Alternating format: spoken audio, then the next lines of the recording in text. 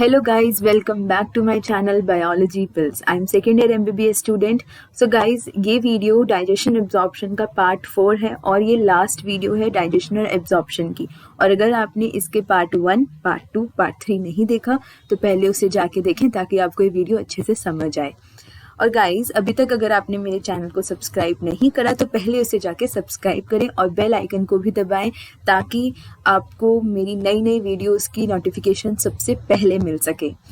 So guys, इस video में हम लोग बात करेंगे कि कैसे एब्जॉर्प्शन होती है और एब्जॉर्प्शन के बाद कैसे वो फूड एसिमिलेट होता है, मतलब वो कैसे यूज़ होता है, और फिर कुछ डिसऑर्डर्स हम पढ़ेंगे डाइजेशन एंड एब्जॉर्प्शन के।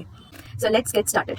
सबसे पहले सिंपल एब्जॉर्बेबल सब्सटेंसेस। तो मैंने लास्ट वीडियो में आपको पार्ट 3 में बताया था कि सिंपल एब्जॉर्बेबल सब्सटेंसेस कौन कौन से होते हैं। तो देखो, कार्बोहाइड्रेट जब डाइजेस्ट होता है तो वो 3 सिंपल एब्जॉर्बेबल सब्सटेंस में टूटते हैं, your glucose, fructose and galactose. ठीक है। और जब प्रोटीन डाइजेस्ट होता है तो वो अमाइनो एसिड्स में टूटता है। किसमें टूटता है? अमाइनो एसिड्स में टूटता है। और जब फैट्स और लिपिड डाइजेस्ट होते हैं तो वो किसमें टूटता है? फैटी एसिड और ग्लिसरॉल में टूटता है। और जब डीएनए एब्जॉर्ब होता है तो वो राइबोज और नाइट्रोजन बेसिस में टूटता है। और ये जो आपके glucose, fructose, galactose, amino acid, fatty acid और ग्लिसरॉल, राइबोज और नाइट्रोजन बेसिस है, ये सभी के सभी आपके एब्जॉर्बेबल सब्सटेंसेस हैं। दीज आर सिंपल सब्सटेंसेस और यही एब्जॉर्ब होंगे। और ये कहाँ पे एब्जॉर्ब होते हैं? ये हमारी जेजुनम और इलियम पे एब्जॉर्ब होते हैं। कहाँ पे एब्जॉर्ब होते हैं? जेजुनम और इलियम पे एब्जॉर्ब होते हैं। और एक और बात गाइस, इस वीडियो को एंड तक जरूर देखें क्योंकि एक इंटरेस्टिंग क्वेश्चन आपका वेट कर रहा है। इस वीडियो में मैंने जो भी पढ़ाया है उससे रिलेटेड एक क्वेश्चन है जो आपको सॉल्व करना और आपको टेस्ट करने की आपको वीडियो कितनी अच्छे से समझ आई है। अब ये आपको क्या दिख रहा है? These are villi. इनके बारे में मैंने आपको बताया था पिछली वीडियोस में। अब ये विलाई कहाँ पे होते थे? हमारे स्मॉल इंटेस्टाइन में होते थे, डुओडेनम, जेजुनम, इलियम, तीनों में होते थे। जेजुनम और इलियम में ये विलाई क्या करेंगी? जेजुनम और इलियम में ये विलाइज क्या करेंगी? They will absorb the food. ये फूड को एब्जॉर्ब करेंगी। ठीक है। These are your finger like projection. और ये जो विलाई होती है वो किसकी फोल्डिंग्स होती है? किसके अंदर होती है? ये म्यूकोसा के अंदर होती है। किसके अंदर होती है? म्यूकोसा के अंदर होती है। म्यूकोसा मैंने आपको 4 लेयर्स बताई थी ना एलिमेंट्री कैनाल की, वो भी आप वीडियो 1 में जाके देखें। ठीक है। तो म्यूकोसा की प्रोटेक्शन होती है विलाई। विलाई के अंदर क्या क्या होता है? विलाई के अंदर एक लिम्फ वेसल होती है जो आपको येलो कलर की दिख रही है, और कैपिलरीज होती है। कैपिलरीज होती है। ठीक है। These are your capillaries. ठीक है। तो कैपिलरीज होती है और योर लिम्फ वेसल होती है जिसको हम बोलते हैं लैक्टी। ठीक है, लैक्टी। अब ये विलाई के आपको यहाँ पे दिख रहे होंगे ना, बॉक्स बॉक्स दिख रहे हैं जो आपको, दीज बॉक्स। तो these are the epithelial cells. ये म्यूकोसा के एपिथेलियल सेल्स है। इनको हम म्यूकोसल सेल्स भी बोलते हैं। इनको हम क्या बोलते हैं? म्यूकोसल सेल्स भी बोलते हैं। म्यूकोसा को लाइन करें इसीलिए क्या बोल दिया? म्यूकोसल सेल्स बोल दिया। अब इन म्यूकोसल सेल्स में क्या होता है? देखो, इन म्यूकोसल सेल्स के अंदर ना एब्जॉर्प्शन होती है। ये जो मैं आपको दिखा रही हूँ, थोड़ा जूम है, ये थोड़ा जूम इमेज है उसकी। उसके अंदर देखो जो म्यूकोसल सेल्स है इसमें से एब्जॉर्प्शन होती है। इसमें क्या होता है? एब्जॉर्प्शन होती है। ग्लूकोज और गैलेक्टोज जो है वो इसको क्रॉस करके एब्जॉर्ब होकर ब्लड में चला जाता है। ऐसे फ्रक्टोज भी चला जाता है, अमाइनो एसिड्स भी चले जाते हैं, फैटी एसिड्स और ग्लिसरॉल्स भी इसके अंदर से चले जाते हैं एब्जॉर्ब होकर ब्लड के अंदर और लिम्फ के अंदर। अब हम पढ़ते हैं कि ये एब्जॉर्ब होते कैसे हैं। ठीक है। तो सबसे पहले एब्जॉर्प्शन क्या होती है? एब्जॉर्प्शन होती है एंड प्रोडक्ट ऑफ डाइजेशन का इंटेस्टिनल म्यूकोसा से ब्लड के अंदर ट्रांसफर करना। एंड प्रोडक्ट ऑफ डाइजेशन को इंटेस्टिनल म्यूकोसा से ब्लड या फिर लिम्फ के अंदर उसे ट्रांसफर करना, दैट इज एब्जॉर्प्शन। ठीक है। अब जो हमारा फैट होता है ना, फैट वो हमारे लिम्फ के अंदर एब्जॉर्ब होता है, और जो बाकी सारी चीजें ना जो हमने पढ़ी जैसे glucose, fructose, amino acids, nucleotides, ये सारे कहाँ पे एब्जॉर्ब होते हैं? हमारे ब्लड में एब्जॉर्ब होते हैं। ठीक है। अब एब्जॉर्प्शन जो होता है ना वो कैसे कैसे होता है इन एपिथेलियल सेल्स से, मतलब इन म्यूकोसल सेल्स से, किन मैकेनिज्म से ये चीजें ट्रांसपोर्ट होते हैं हम वो पढ़ते हैं। तो ट्रांसपोर्ट के आपको 3 मैकेनिज्म पढ़ने हैं, simple diffusion, facilitated diffusion and your active transport. Simple diffusion क्या होता है? सिंपल डिफ्यूजन का मतलब होता है कि हाई कंसंट्रेशन से लो कंसंट्रेशन तक चीज, कोई भी सब्सटेंस जो है वो जा रहा है without using any energy and without using any transport. कोई और प्रोटीन, कोई और ट्रांसपोर्ट वो नहीं यूज कर रहा।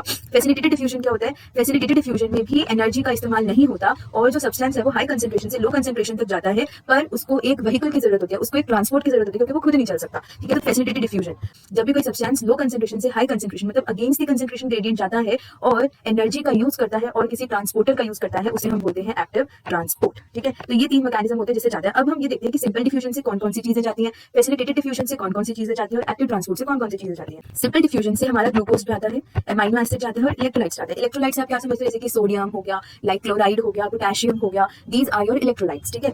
तो सिंपल डिफ्यूजन से क्या क्या जाता है? Glucose, amino acid and electrolytes हो गया। फिर आता है फैसिलिटेटेड डिफ्यूजन। फैसिलिटेटेड डिफ्यूजन से जाता है ग्लूकोज और फ्रक्टोज, फ्रक्टोज भी जाता है। सो फैसिलिटेटेड डिफ्यूजन से ग्लूकोज जाता है और उसी का भाई फ्रक्टोज भी जाता है, अमाइनो एसिड्स भी जाते हैं और सोडियम भी जाता है। और ये किसके साथ जाते हैं? सोडियम के साथ जाते हैं। ग्लूकोज और अमाइनो एसिड सोडियम के साथ जाते हैं और साथ में फ्रक्टोज को भी लेके जाते हैं। ठीक है। तो और ये किसका यूज करता है? कैरियर प्रोटीन का यूज करता है, जो कि मैंने आपको बताया था ट्रांसपोर्टर का यूज होता है फैसिलिटेटेड डिफ्यूजन के अंदर। फिर आता है एक्टिव ट्रांसपोर्ट। एक्टिव ट्रांसपोर्ट में क्या क्या चीजें जाती है? देखो, अमाइनो एसिड्स हो गए, मोनोसेक्राइड्स हो गए लाइक ग्लूकोज, इलेक्ट्रोलाइट्स, ये सब हमारे एक्टिव ट्रांसपोर्ट से जाते हैं। ठीक है। फिर ऑस्मोटिक ग्रेडियंट, ऑस्मोटिक ग्रेडियंट देखो वाटर जो होता है वो ऑस्मोटिक ग्रेडियंट के थ्रू जाता है, मतलब ऑस्मोसिस से जाता है। और क्या होता है देखो, ऑस्मोटिक ग्रेडियंट क्रिएट होता है और फिर वाटर जो है वो ऑस्मोसिस से जहाँ पे ऑस्मोटिक ग्रेडियंट ज्यादा होता है वहां पे शिफ्ट हो जाता है, ठीक है। और ये सारी चीजें जो है इंटेस्टिनल म्यूकोसा को, इन सेल्स को क्रॉस करके, इन सारे सेल्स को क्रॉस करके कहाँ आ जाती है, ब्लड की कैपिलरीज में आ जाती है, ब्लड में आ जाती है, ठीक है। अब लेकिन ये जो फैट है ना, या फैटी एसिड्स या ग्लिसरॉल या लॉन्ग चेन फैटी एसिड्स, ये सब जो है ना, ये सिंपल डिफ्यूजन से सेल के अंदर पहुंच तो जाते हैं, पर ये सेल के अंदर भी ना कुछ और चीज करते हैं। ये एक और चीज करते हैं सेल के अंदर। ये क्या करते हैं, ये हमारे long chain fatty acid monoglycerides protein के साथ जुड़ जाते हैं। किसके साथ जुड़ जाते हैं, प्रोटीन के साथ जुड़ जाते हैं और क्या बना लेते हैं, काइलोमाइक्रॉन्स। क्या बना लेते हैं, काइलोमाइक्रॉन्स। ये काइलोमाइक्रॉन्स कहाँ जाते हैं, ये काइलोमाइक्रॉन्स लैक्टील के अंदर चले जाते हैं। लैक्टील मैंने आपको बताया था एक लिम्फ वेसल होती है हमारी विलाई में, जो कि फैट की एब्जॉर्प्शन में हेल्प करती है, जो कि फैट की एब्जॉर्प्शन करती है, ठीक है। तो काइलोमाइक्रॉन्स कहाँ चले जाते हैं, लैक्टील में चले जाते हैं। ये आपको दिख रही है देखो, काइलोमाइक्रॉन्स येलो वाली जो वेसल है ना, इसके अंदर चले जाते हैं, दैट इज लैक्टील। तो फैटी एसिड प्लस ग्लिसरॉल क्या बनाएंगे, एक मिसेल बनाएंगे और कहाँ पहुंच जाएंगे, इंटेस्टिनल म्यूकोसा में पहुंच जाएंगे। वहां पे प्रोटीन के साथ कोट हो जाएंगे, फैट ग्लोब्यूल्स जो है वो प्रोटीन के साथ कोट हो जाएगा और क्या बना लेगा, काइलोमाइक्रॉन्स बना लेगा। और कहाँ चला जाएगा, लिम्फ वेसल में, लैक्टील्स में, जो कि कहाँ होते हैं, विलाई के अंदर होते हैं। और जो लिम्फ वेसल होती है ना, ये आगे जाके ना हमारे हार्ट के पास ये ब्लड में ही ड्रेन करती है, ये ब्लड में ही चली जाती है। तो अल्टीमेटली लिम्फ के बाद ये ब्लड में ही जाता है, ठीक है। और मैक्सिमम एब्जॉर्प्शन कहाँ पे होती है हमारी, स्मॉल इंटेस्टाइन, स्मॉल इंटेस्टाइन में मैक्सिमम एब्जॉर्प्शन होती है।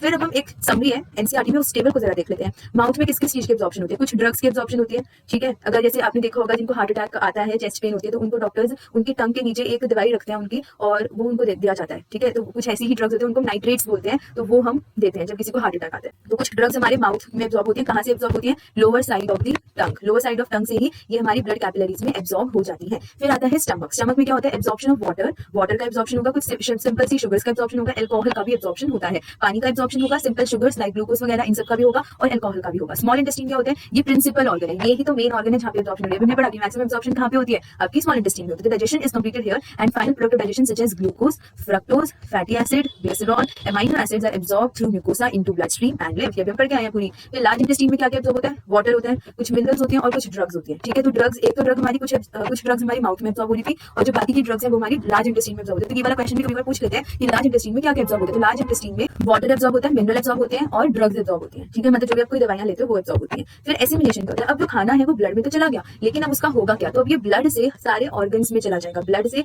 सारे ऑर्गन्स में चला जाएगा, ठीक है। जो एब्जॉर्ब सब्सटेंसेस हैं, glucose, your fructose, your fatty acids, your glycerols and your amino acids, nitrogen bases, ये सारे एब्जॉर्ब सब्सटेंसेस ब्लड से कहाँ जाएंगे, टिश्यूज में जाएंगे। और टिश्यूज जो है इसको यूज करेंगे एनर्जी प्रोड्यूस करने के लिए, और जो एनर्जी निकलेगी उससे जो सेल्स हैं वो अपना काम करेंगे।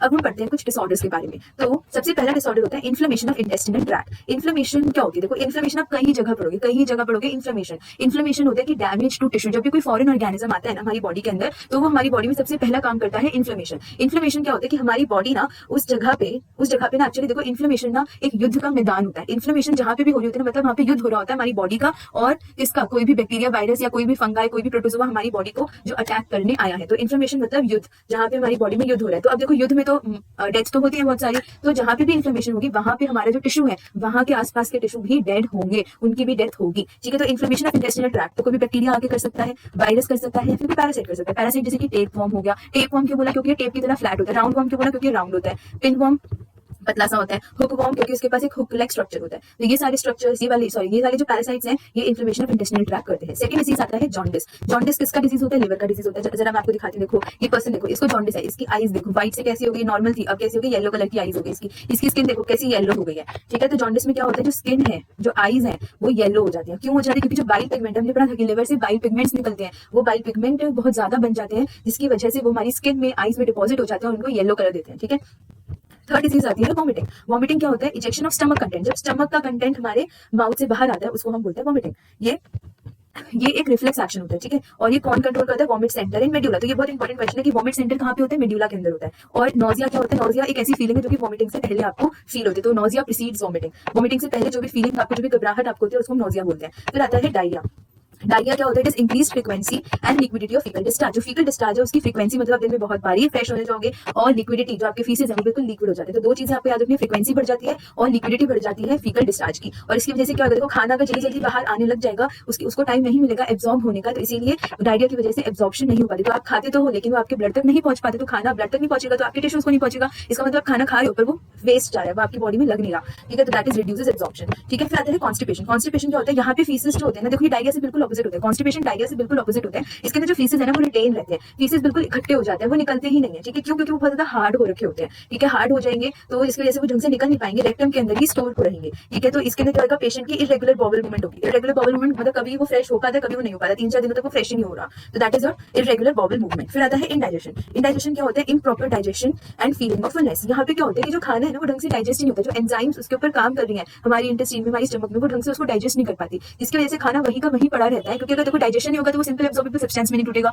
और अगर वो सिंपल एब्जॉर्बेबल सब्सटेंस में नहीं टूटेगा तो वो एब्जॉर्ब ही नहीं होगा, तो वो वहीं पे ही पड़ा रहेगा, और पेशेंट को लगेगा कि मेरा पेट तो भरा हुआ है, ठीक है, तो इसीलिए उसको फीलिंग ऑफ फुलनेस आएगी। तो ये सारे डिसऑर्डर्स है। अब इट्स टाइम फॉर क्वेश्चन। अब मैं आपको एक क्वेश्चन प्रोजेक्ट करूंगी, इसका आंसर मुझे कमेंट बॉक्स में जरूर टाइप करना। Now fructose is absorbed into blood through mucosa of intestine by option A active transport, facilitated transport, option C simple diffusion, option D co-transport। Correct option को comment box में जरूर type करना।